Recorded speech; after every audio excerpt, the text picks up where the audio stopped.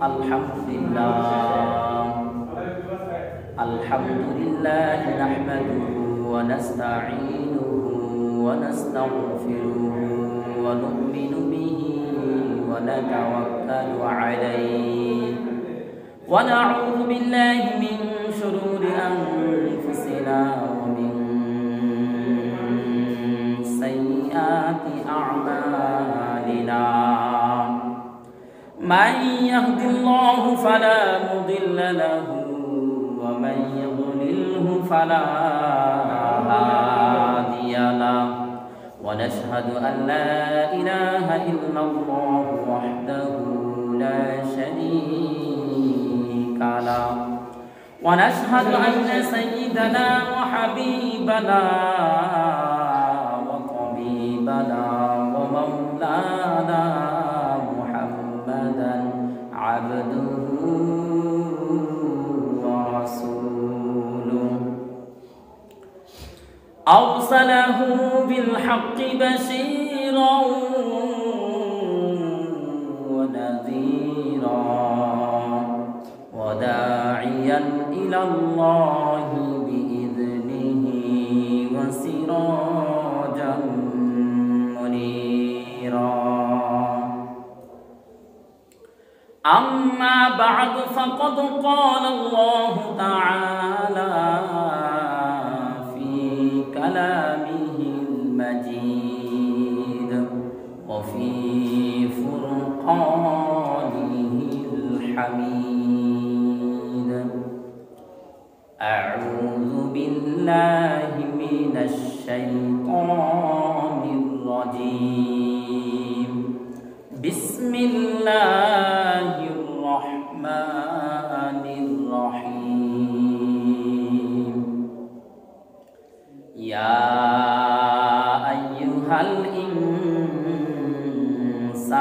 ما غرك بربك الكريم الذي خلقك فسواك فعدلك في أي صورة ما شاء ركبك كلا بل تكذبون بالدين وإن عليكم لحافظين. وعن أبي هريرة رضي الله تعالى عنه قال أن رسول الله صلى الله عليه وسلم قال بينما رجل يمشي بطريق وجد غصن شوك على الطريق فأخره فشكر الله له فغفر له ثم قال الشهداء خمسة المطعون شهيد والمقتول شهيد والغريق شهيد وصاحب الهدم شهيد والشهيد في سبيل الله. ثم قال لو يعلم الناس ما في النداء صف الأول لم يجدوا إلا لاستهنوا عليه أو كما قال عليه الصلاة والسلام. ربي زدني علما ربي زدني علما ربي يسر ولا تعسر وتمم علينا بالخير. اللهم صل على محمد وعلى آل محمد كما صليت على إبراهيم وعلى آل إبراهيم إنك حميد مجيد. اللهم بارك على محمد وعلى آل محمد كما باركت على إبراهيم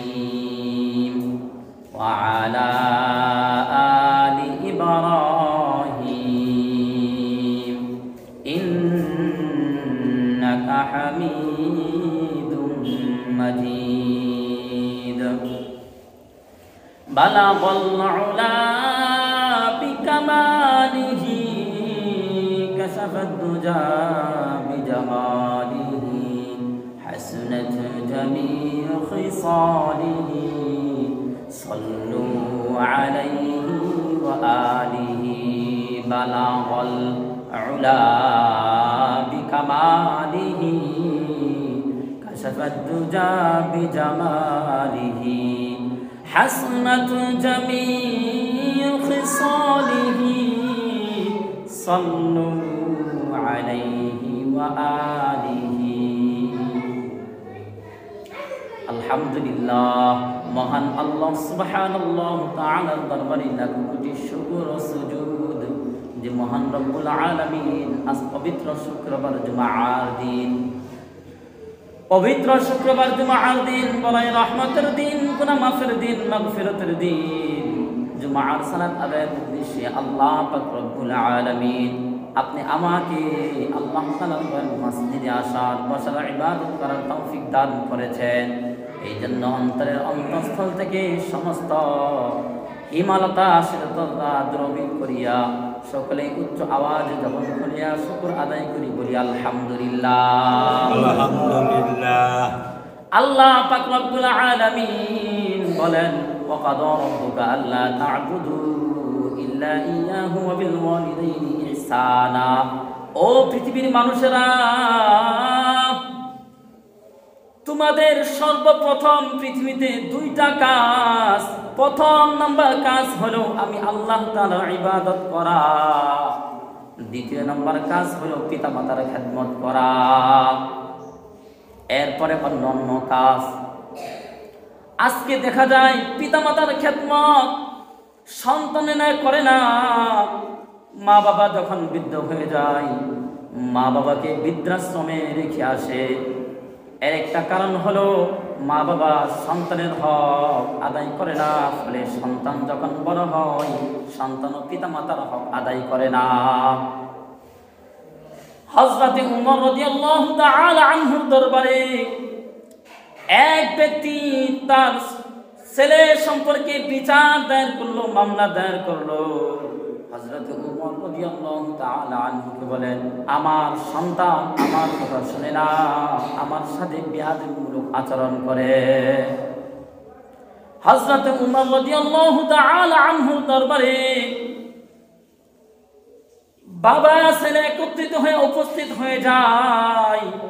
এবার উমর রাদিয়াল্লাহু তাআলা আনহু যুবক ছেলেকে ডেকে বলে, ও ছেলে, তুমি কেন তোমার পিতার কথা শোনো না, পিতার কথা মতো চলো না, বেয়াদবিমূলক আচরণ কেন করো? তুমি কি জানো নি রব্বুল আলামিন পৃথিবীর সমস্ত মানুষদেরকে ডেকে বলে, ও পৃথিবীর মানুষেরা, তোমাদের প্রথম দুইটা কাজ পৃথিবীতে। এক নাম্বার কাজ হলো আমি আল্লাহর ইবাদত করা, দুই নাম্বার কাজ হলো পিতামাতার খেদমত করা, এরপরে অন্যান্য কাজ। তাহলে তুমি কেন তোমার পিতামাতার খেদমত করো না, বেয়াদবিমূলক আচরণ কেন করো? জবাব দাও। সন্তান দেখে বলে, হযরত উমর রাদিয়াল্লাহু তাআলা আনহুকে বলে, খলিফাতুল মুসলিমিন, আমার বাবা মামলা দায়ের করেছে, সমস্ত কথাপতন সঠিকভাবে সঠিক আছে, আমার বাবা সঠিক মামলা করেছে, আমি সত্যি আমার বাবা মার খেদমত করি না, বেয়াদবিমূলক আচরণ করি। তার পূর্বে আমি জানতে চাই, মা বাবার যেরকম খেদমত করা, মা বাবার হক রহিয়াছে সন্তানের উপর, এরকম ভাবে সন্তানের হক মা বাবার কাছে আছে কিনা? হযরত উমর রাদিয়াল্লাহু তাআলা আনহু বললেন, অবশ্যই আছে। সন্তানের হক হলো যুবক বিবাহের পূর্বে তার শরীরের দেহ মাংস যা কিছু আছে হালাল খাদ্য দ্বারা হতে হবে, সমস্ত গুনাহ থেকে বাঁচতে হবে। গুনাহ থেকে বাঁচিয়া হালাল খাদ্যের মাধ্যমে নিজের দেহটা গঠন করতে হবে। এইভাবে জীবনযাপন করার ফলে এরপর ভালো একটা পর্দাশীল একটা জীবন সঙ্গিনী খুঁজতে হবে, চরিত্রবান একটা মেয়ে খুঁজতে হবে। এরপরে যখন বিবাহ হয়ে যাবে, বিবাহের পর বিশ্বনবী সাল্লাল্লাহু আলাইহি সাল্লাম বলেন, একটা সন্তানের হক হলো বিবাহের পূর্বে বাবা নিজের দেহটাকে হারাম থেকে বাঁচাবে, হালাল খাদ্যর মাধ্যমে দেহটা গঠন করবে, এটা সন্তানের হক। 2 নম্বর হক হলো একটা পর্দাশীল মা নিয়ে আসবে। বিবাহের পূর্বে বুঝতে হবে আজকে আমার স্ত্রী, কালকে আমার ছেলের সন্তানের মা, সুতরাং নেককার ফরজগার মা খুঁজতে হবে। এরপর পর্যায়ক্রমে যখন স্বামী স্ত্রীর কাছে একত্রিত হবে, বিশ্বনবী সাল্লাল্লাহু আলাইহি সাল্লাম বলেন, ওযু অবস্থায় যাও স্ত্রীর কাছে, আর স্ত্রীর কাছে যাওয়ার পর দোয়া করো, বিসমিল্লাহি আল্লাহুম্মা জান্নিবনিশ শাইতান ওয়া জান্নিবিশ শাইতানা মিন্না রাযাকতানা। এই দোয়া করো, অন্তত বিসমিল্লাহির রহমানির রহিম করে স্ত্রীর কাছে যাও, ফলে সমস্ত শয়তান থেকে আল্লাহ তাআলার কাছে পানাহ চাও। আল্লাহুম্মা জান্নিবনিশ শাইতান, আল্লাহ আপনার কাছে শয়তান থেকে পানাহ চাই। এবং এই সম্পর্ক কায়েম হওয়ার মাধ্যমে যদি সন্তান হয়, আমার সন্তান যেন নেককার পরহেজগার হয়, সন্তানের জন্য উত্তম রিজিকের ফয়সালা করিয়া দিন।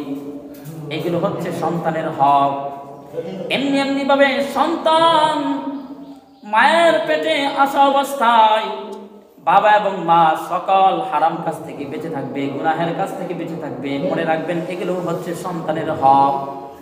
এমনি ভাবে দিন পার হবে, আস্তে আস্তে সন্তান যখন বড় হতে থাকবে, যখন সন্তান দুনিয়াতে আসবে, সাথে সাথে আসার পর ছেলে হোক মেয়ে হোক, সকলের জন্য একটা শিক্ষণীয় বিষয় হলো, ছেলে হোক মেয়ে হোক, দুনিয়াতে আসার পরই পরিষ্কার করার পর, ধুয়ে মুছে সাফ করার পর সন্তানের ডান কানে এবং বাম কানে আযান এবং ইকামত দিয়ে দিতে হবে। আমাদের দেশের ভিতরে শুধু ছেলে সন্তান হলে আযান দেয়, ইকামত দেয় না। বিশ্বনবী সাল্লাল্লাহু আলাইহি সাল্লাম থেকে এইভাবে সমস্ত সন্তান ছেলে হোক মেয়ে হোক আযান এবং ইকামত দিয়ে দেওয়া, আল্লাহ তাআলার বরত্ব প্রকাশ করা, এগুলো সন্তানের হক। এরপর সন্তানের প্রথম খাদ্য হবে,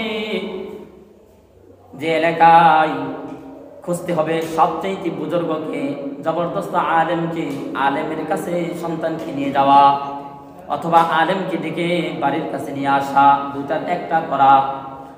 তাহলিল করা, তাহলিল হচ্ছে একটা মিষ্ট জাতীয় একটা খেজুর, আলেম হক্কানি আলেম তিনি চাবিয়ে একটু থুতু বাচ্চার তালুতে লাগিয়ে দিবে, এটা হচ্ছে বাচ্চার হক। এরকম ভাবে 7 দিনের ভিতরে সুন্দর একটা অর্থবোধক নাম রাখা, এটাও সন্তানের হক। আস্তে আস্তে সন্তান যখন কথা বলতে শিখবে, তখন আল্লাহ তাআলার নাম শিখানো। সন্তান যখন কথা বলতে শিখে যায়, আব্বুকে আব্বু বলে ডাকে, আম্মুকে আম্মু বলে ডাকে, তখন আব্বু আম্মু যখন ডাকতে শুরু করে, মাকে যখন ডাকে মা বড় খুশি হয়ে যায়, বাবাকে ডাকলে বাবা খুশি হয়ে যায়। এমনি ভাবে ওই মা বাবা যদি সন্তান যখন কথা বলা শিখতে শুরু করে, সূচনামূলক ভাবে তখন যদি বলে তোমার সৃষ্টিকর্তা আল্লাহ, আমার সাথে পড়ো আল্লাহ, আল্লাহ নাম যখন বলায়, আল্লাহ তাআলা খুশি হয়ে ফেরেশতাদের মধ্যে সে আলোচনা করতে থেকে দেখে দেবে, আমার প্রিয় বান্দা বান্দি মাহবুব প্রিয় বান্দা বান্দিরা, আমি আল্লাহ নাম তার সন্তানকে শিক্ষা দিচ্ছে।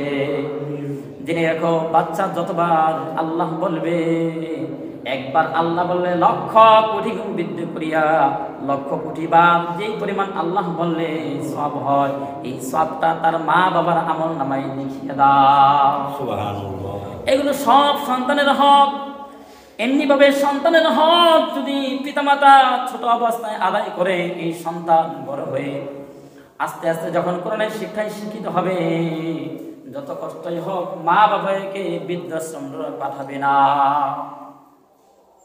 হযরত উমর রাদিয়াল্লাহু তাআলা আনহুকে সন্তান দেখে বলে, খলিফাতুল মুসলিমিন, আপনার কাছে জানতে চাই, আমি মা বাবার খেদমত করি না, বেয়াদবিমূলক আচরণ করি, আমার উপরে আমার মা বাবার হক রহিয়াছে, মা বাবার উপরে আমার কি কোনো হক আছে কিনা?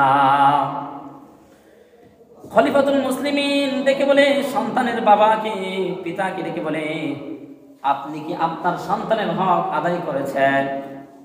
যুবককে ডেকে বলে, তোমার নাম কি? যুবক বলে, হামস।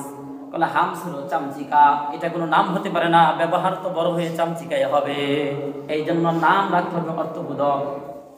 নাম রাখতে হবে আব্দুর রহমান, আব্দুল খালেক, আব্দুল মালিক। আল্লাহ তাআলার নামের সাথে আব্দুল লাগাইয়া শুধু রহমান ডাকলে গুনাহ হবে। আব্দুল অর্থ বান্দা, বান্দা রহমান। আব্দুল্লাহ বান্দা, আব্দুল্লাহ। আব্দুল করিম বান্দা করিম।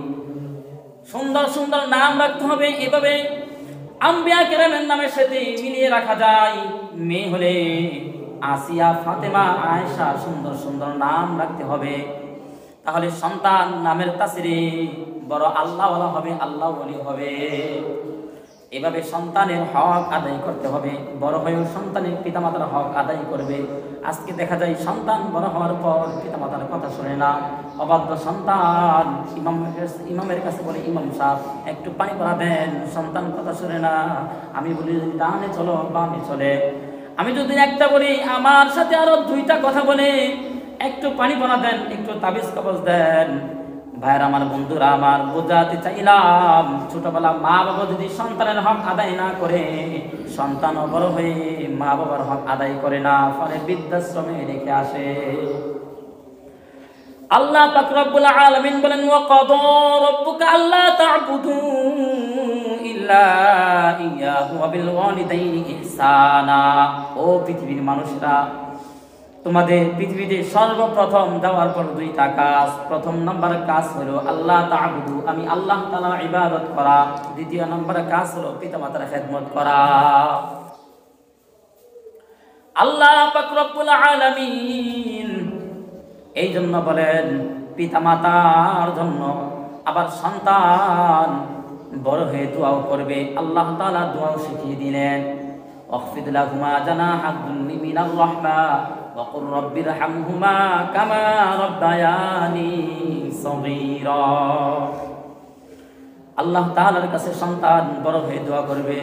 এই জন্য আপনি আমার পিতামাতার জন্য দোয়া করতে হবে। আমার সন্তান আমি মারা গেলে, বেঁচে থাকলেও আমার জন্য দোয়া করবে। এই জন্য বেশি বেশি সন্তানের জন্য দোয়া করা। দেখা যায় সন্তান যদি একটু উল্টাপাল্টা চলে, রোজা রেখে তাহাজ্জুদ পড়ে পড়ে সন্তানের জন্য দুই হাত তুলে দোয়া করা।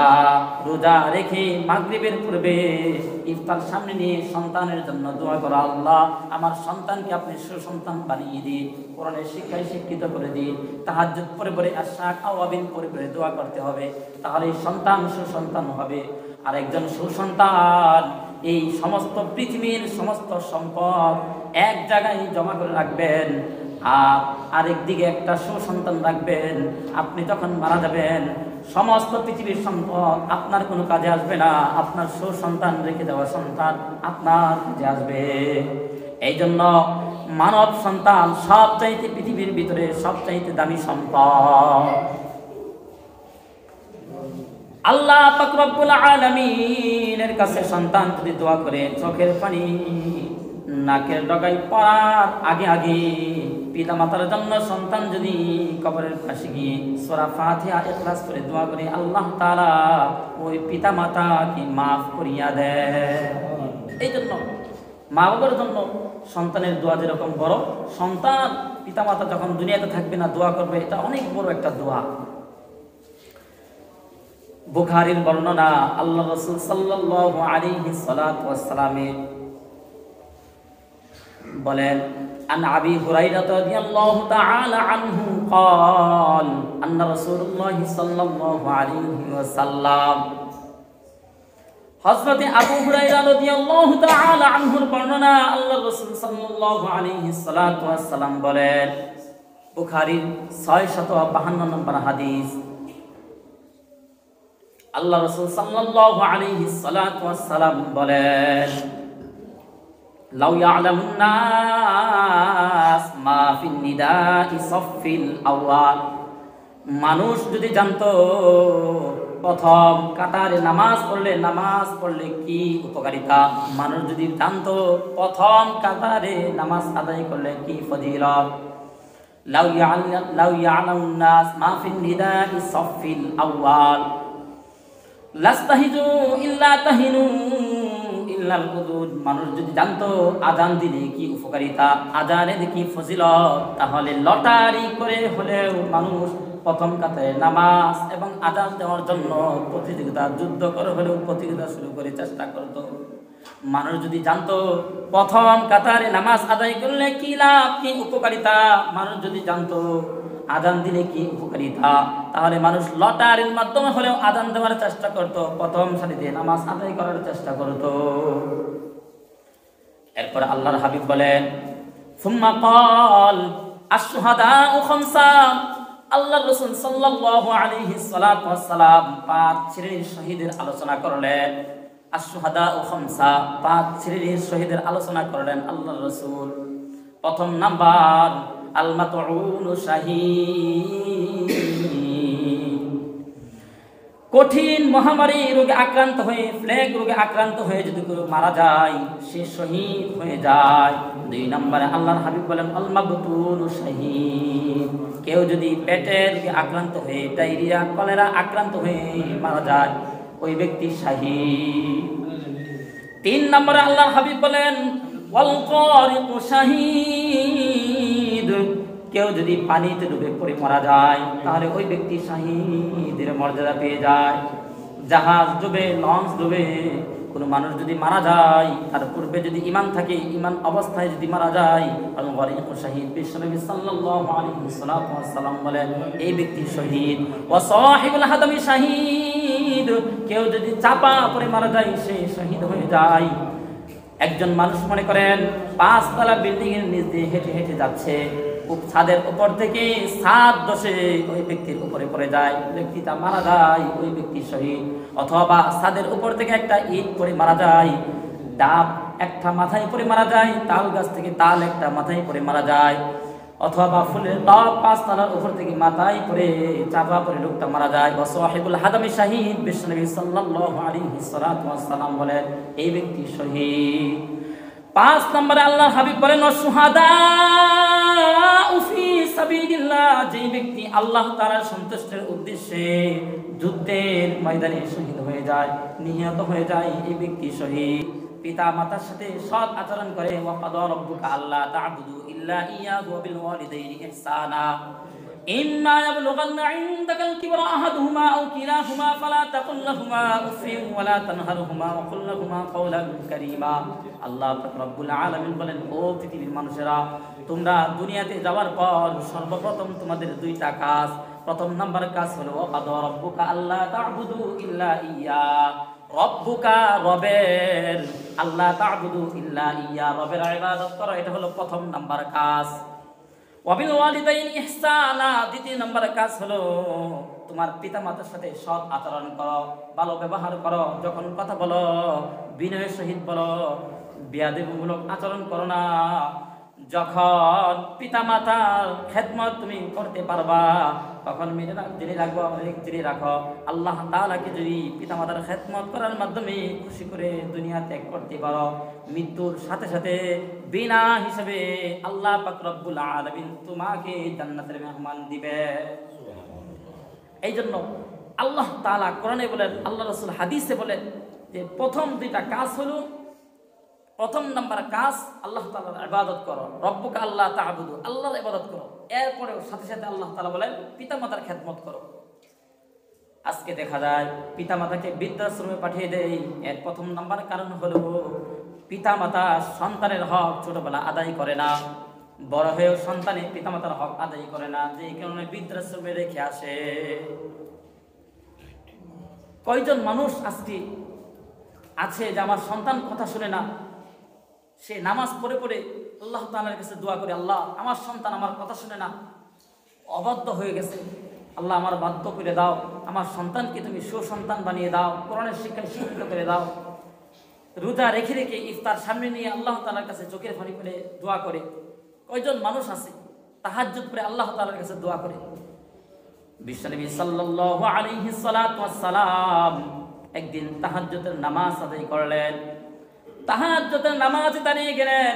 আন আয়েশা রাদিয়াল্লাহু তাআলা আনহু লক্ষ্য করলেন তাহাজ্জুদের নামাজ শেষ করে বিশ্বনবী দুই কানা উত্তোলন করে দিয়ে আল্লাহ তাআলার কাছে দুয়ার ভিতরে বলতে লাগলেন, আল্লাহুম্মা হাসিবনি হিসাবান ইয়াসীরা, আল্লাহুম্মা হাসিবনি হিসাবান ইয়াসীরা।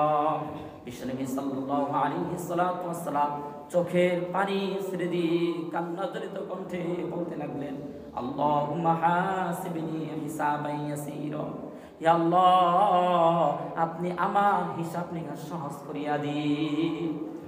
আম্মা জান আয়েশা লক্ষ্য করলেন বিশ্বনবী সাল্লাল্লাহু আলাইহি সাল্লাতু ওয়াস সালাম দোয়া করতেছেন আর কান্না করতেছেন।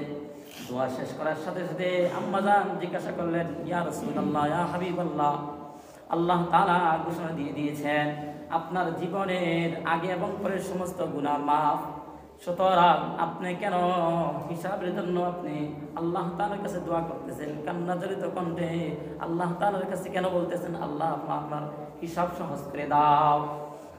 বিশ্বনবী সাল্লাল্লাহু আলাইহি সাল্লাতু ওয়াস সালাম বললেন, ও আয়েশা, আমি যা জানি তুমি জানো না। কুল হাল ইয়াস্তাউল লাযীনা ইয়ালামুনা ওয়াল লাযীনা লা ইয়ালামুন, যারা জানে আর যারা জানে না তারা উভয় সমান না। যারা জানে আর যারা জানে না তারা উভয়ে কখনো সমান হতে পারে না। আমি যা জানি তুমি তা জানো না। আল্লাহ পাক রব্বুল আলামিন হাসরের ময়দানে আমার উম্মত দুনিয়ার জিন্দেগিতে যা করবে, ভালো কাজ খারাপ কাজ সবগুলো ফেরেশতা উঠাইতেছে। কিরামান কাতিবিন ইয়ালামুনা মা তাফআলুন, সম্মানিত লেখক ফেরেশতা সব লিপিবদ্ধ করে রাখতেছে। হাসরের ময়দানে আল্লাহ পাক রব্বুল আলামিন এই খাতাটা, প্রত্যেকটা মানুষের খাতা, রিপোর্ট নামক খাতাটা হাতে দিয়ে দিবে। আল্লাহ পাক রব্বুল আলামিনের পক্ষ থেকে ঘোষণা করা হবে, উক্তুব কিতাবা, তুমি তোমার খাতাটা খুলে দেখো কি আমল নামা তুমি নিয়ে এসেছ। কাফা বিনাফসিকাল ইয়াউমা আলাইকা হাসিবা, তোমার হিসাবটা তুমি দেখে নাও, তোমার হিসাবটা তুমি নিজেই মিলিয়ে নাও। মানুষগুলো যখন খাতা খুলে দেখবে আমল নামায় গুনার গুনাহ, তখন পেরেশান হয়ে যাবে। আল্লাহ পাক রব্বুল আলামিনের কাছে মানুষগুলো দাঁড়ানোর, চোখ তুলে দাঁড়ানোর মতো কোনো ক্ষমতা নাই। কোনো এরকম ভাবে আল্লাহ তাআলার সামনে দাঁড়াবে, লজ্জায় মাথা তুলতে পারবে না। ওই দিন বিশ্বনবী সাল্লাল্লাহু আলাইহি সাল্লাতু ওয়াস সালাম বলেন, এই পৃথিবীতে যারা মসজিদ কায়েম করেছে, মসজিদ আবাদ করেছে, ওই ব্যক্তিগুলা, বিশেষ করে যারা আযান দিয়েছে, ওই ব্যক্তিগুলা গর্দানগুলো, ঘাড়গুলো লম্বা হবে। ফি উনুকিহি তাওইলুন, ঘাড়গুলো লম্বা হবে। এমন লম্বা না মনে করেন জিরাফ যেরকম, এমন লম্বা না। দৃষ্টিকটু নয়, মানুষগুলোর ঘাড়গুলো লম্বা হয়ে যাবে।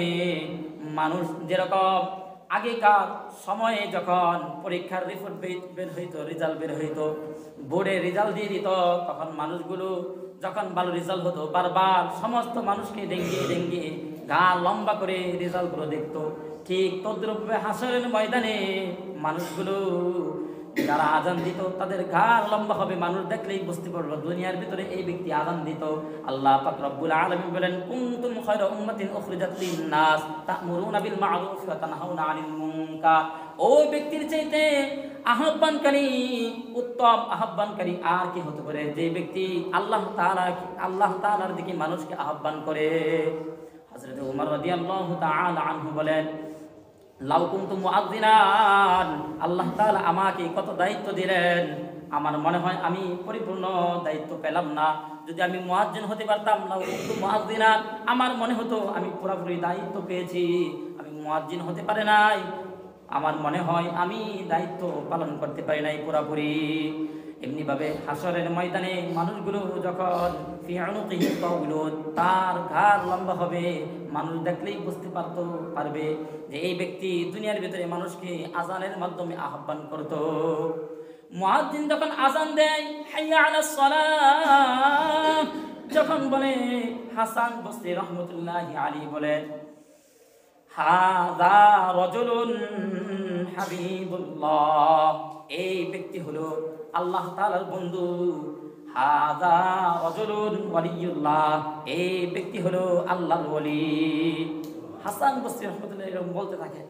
বিশ্বনবী সাল্লাল্লাহু আলাইহি সাল্লাতু ওয়াস সালাম বলেন, লাউ ইয়ালামুন নাস ফি নিদাই সাফিল আওয়াল, মানুষ যদি জানতো প্রথম কাতে নামাজ আদায় করলে কি উপকারিতা, তাহলে মানুষ লটারি করে মাধ্যমে হলেও প্রথম কাতারে নামাজ পড়ার জন্য যুদ্ধ করে হলেও চেষ্টা করতো।